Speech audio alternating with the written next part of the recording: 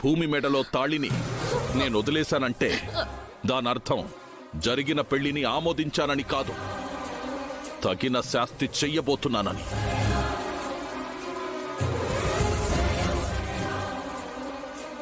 ఈ భూమిని ఊరికే వదిలేను.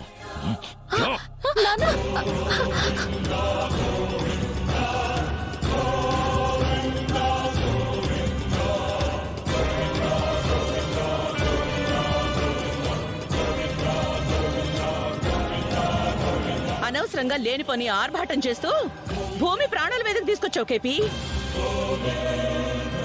బావా భూమి మెళ్ళో తాళి తెంపేసుంటే కనీసం భూమికి ఈ భూమి మీద 4 నూకలైనా మిగిలేవి. మెళ్ళో తాళ్ళుండాలి అన్నావుగా. ఆయనకున్న కోపానికి ఇప్పుడు బావా భూమిని తాళితో సహా సజీవ సమాధి చేసేస్తాడు. రేయ్ గగన్, రేయ్ గగన్, బయటికి రారా.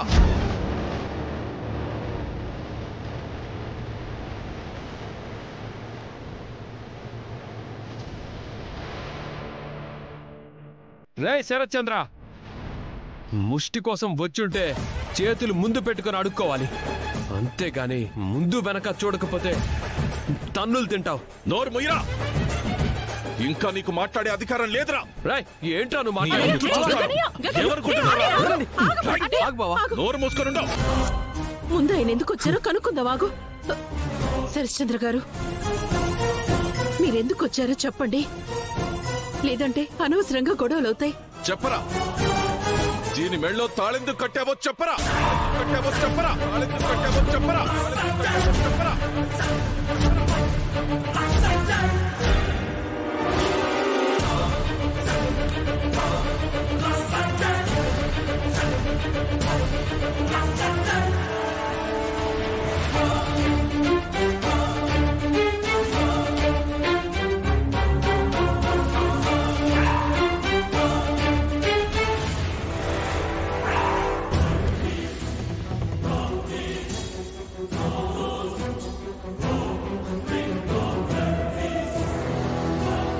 ఎరా, ఆ రోజు పెళ్లి పందిర్లో నా కూతుర్ని ప్రేమించలేదని చెప్పావు.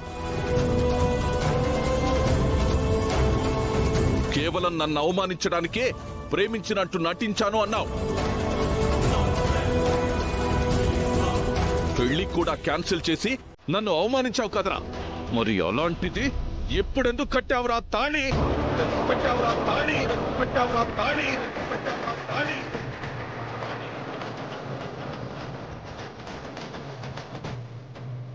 ఓహో, పెళ్లి క్యాన్సిల్ చేసుకుంటే ఒక్కసారి అవమానం జరుగుతుంది, నెమ్మదిగా నేను ఆ బాధను మర్చిపోయి మామూలు శరత్చంద్రన్ అయిపోతాను. అదే తనను పెళ్లి చేసుకుంటే నన్ను జీవితాంతం బాధ పెట్టొచ్చు అనుకున్నావురా? రేయ్ గగన్, గుర్తుపెట్టుకో, నేను శరత్చంద్రను. నన్ను బాధ పెట్టాలంటే మానసికంగాను ఆర్థికంగాను నువ్వు నా స్థాయికి ఎదగాలి.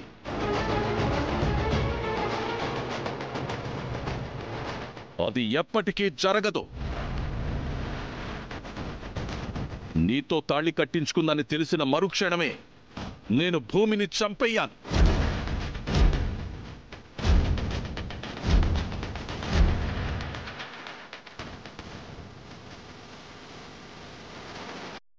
కానీ చంపకుండా నాలో ఉన్న తండ్రి మనసే నన్ను అడ్డుకుంది. అలాగని నా కూతురిగా నా దృష్టిలో భూమి బతుకుందని కాదు, చచ్చిపోయింది.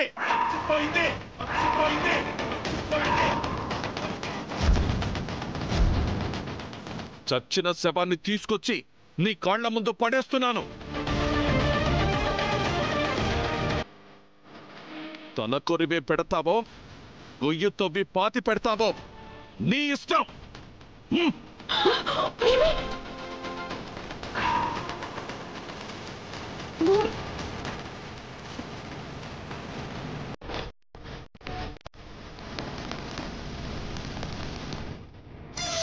ప్రాణం పంచే బంగారం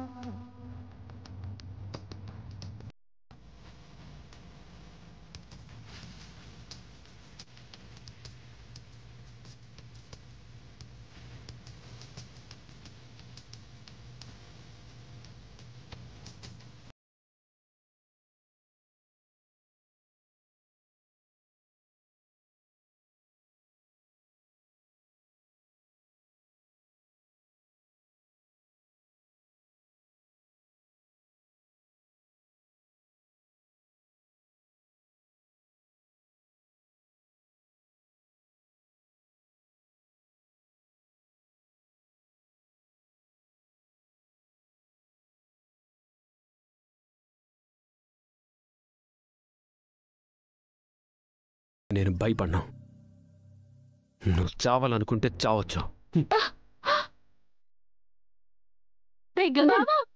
బావా ప్లీజ్ బావా, గగన్ బావా ప్లీజ్ బావా. భూమి